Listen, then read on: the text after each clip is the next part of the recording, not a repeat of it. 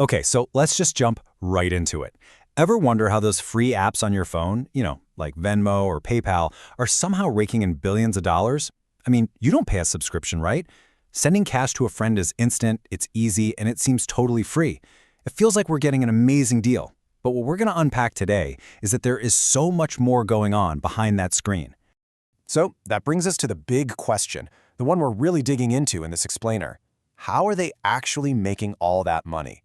It's a bit of a head-scratcher, isn't it? It's convenient, it's fast, and it's free, but somehow it's a massive business. Well, the answer isn't simple, and it tells you a lot about how our whole digital world works now. You've probably heard this quote before. If you aren't paying for the product, you are the product. It perfectly sums up what we're talking about today. And listen, it's become a cliche for a really good reason, because it's true. It's the business model for a huge chunk of the internet. When it comes to these free finance apps, it feels like your money is safe, but you're paying in ways you probably don't even see. So let's get to our first big reveal. The very first price you pay for one of these free services, it's not in dollars. It's your personal information, your data. That's the new currency.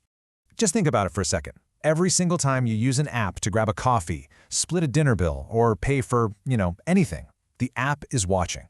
It's logging it. You're not just sending money, you're sending information. A very, very detailed story about your habits, your lifestyle, and what you like is being written with every tap. And here's how that story gets used. It's actually pretty straightforward. Step 1, you buy that coffee. Step 2, the app records everything, where, when, what you bought. Then, step 3, that data gets packaged up and sold to data brokers. And what happens next? Step 4, suddenly, you're seeing ads for fancy coffee beans or that new cafe down the street. Your simple daily routine just got turned into a product to be sold. And look, this is so important. A lot of us say, well, I've got nothing to hide.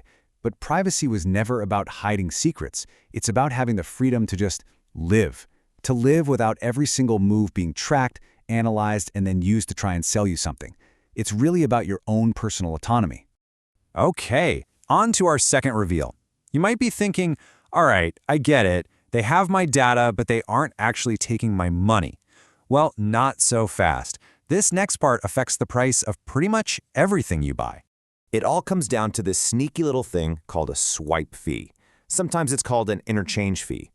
Basically, every single time you tap your phone or use an app to pay for something, the store you're buying from has to pay a small percentage of that sale back to the company running the app. Let's go back to that coffee. You pay $5. To you, it's a simple $5 transaction. But that coffee shop, they don't actually get all $5. After that swipe fee, they might only see, say, $4.85.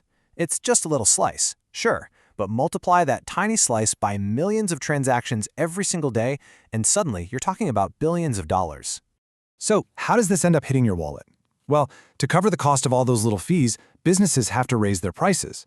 But here's the thing, they don't just raise prices for people using the app, they raise prices for everyone. That means even if you're paying with good old-fashioned cash, you're still paying a bit more for your coffee, your groceries, everything, all to help cover the profits for these free payment companies. It's like a silent thief, just slowly chipping away at your buying power. All right, now for our third reveal, this is where we move from the world of economics into psychology, because these apps, they're not just neutral tools. No, they are actively, specifically designed to change your behavior and, you guessed it, get you to spend more money. There's this really fascinating psychological effect at play. When you hand over physical cash, your brain registers a tangible loss. It's called the pain of spending. But when you just tap your phone, it's just numbers on a screen.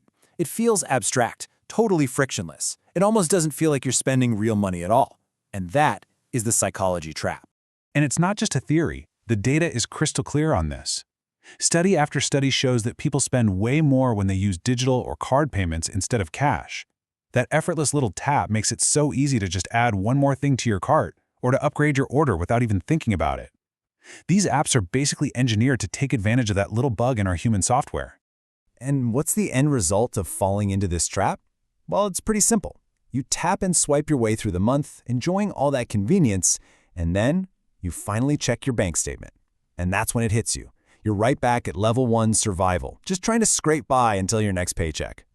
Okay, time for our last reveal, and this one is definitely the most forward-looking.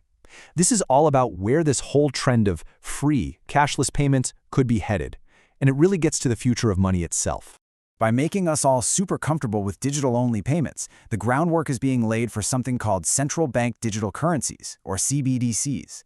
To put it simply, this would be an official, government-backed digital version of the dollar issued directly by the central bank. So how does a world like that come to be? Well, it starts with something we're already seeing happen. Step 1. Physical cash just gets used less and less. It starts to feel old-fashioned, inconvenient, and digital just becomes the default for everything. And from there, the next logical move is step 2. A centralized digital system takes over. All these separate payment apps could eventually plug into one single government-backed system, a world where basically every single transaction flows through one central digital ledger. And here's the part that really changes everything. Step 3. Money becomes programmable. What does that mean? Well, the sources suggest it could mean that your money could be frozen instantly without anyone needing to go through a bank. Or, in a more extreme scenario, your money could even be given an expiration date to force you to spend it and stimulate the economy. This would be a massive change to the very nature of money and what financial freedom means. Okay, wow. After hearing all that, I know it can feel a little bleak. But the goal here is not to scare you, it's to empower you. Because knowing how this system really works is the first step to making smart choices. So let's talk strategy. So what can you actually do? First, fight back against that psychology trap. Make a conscious effort to treat your digital balance like it's a real stack of cash. Second, a firm budget is your best friend. Track your spending so that frictionless feeling doesn't lead you off a cliff. Third, just be more mindful of your data privacy. And finally, and maybe this is the most important one, just stay informed about where all this is going so you can always make the best choices for yourself. At the end of the day, these free apps are incredible tools. But let's be clear, they aren't charities. They're businesses, and they're built on your data, your spending habits, and the hidden fees that are baked into our economy. So we'll leave you with this question. Now that you know the real price of free, what's your next move?